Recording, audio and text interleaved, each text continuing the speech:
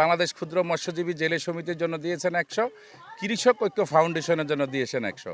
আমার পাশে আমার কৃষক ঐক্য ফাউন্ডেশনের সভাপতি ভোলা জেলার উনি আছেন এবং বাংলাদেশ ক্ষুদ্র মৎস্যজীবী জেলে সমিতির সভাপতি এরশাদ সাহেব আমার পাশে আছেন, জাকির হোসেন সাহেবও আসেন।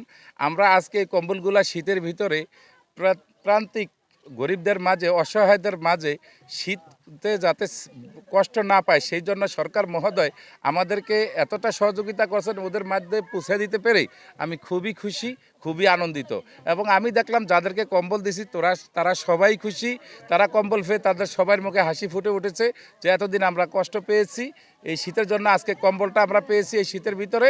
সেই জন্য সরকার মহোদয় ও ভোলা সদর টিউনো জনাব আরিফুর রহমান সাহেবকে অনেক অনেক ধন্যবাদ স্যারের এই প্রচেষ্টা। বাংলাদেশ কৃষক ঐক্য ফাউন্ডেশন, ক্ষুদ্র মৎস্যজীবী ফাউন্ডেশন দুইটার উদ্যোগে এবং এখানে সার্বিক যে কম্বল বিতরণের যে অনুষ্ঠানে আমাদের যে কম্বল দেওয়া হয়েছে, মাননীয় ডিসি স্যার এবং জেলার নির্বাহী অফিসার ওনাদেরকে অনেক ধন্যবাদ এবং প্রান্তিক মানুষের পক্ষ থেকে ওনাদের জন্য দোয়া এবং শুভকামনা রইল।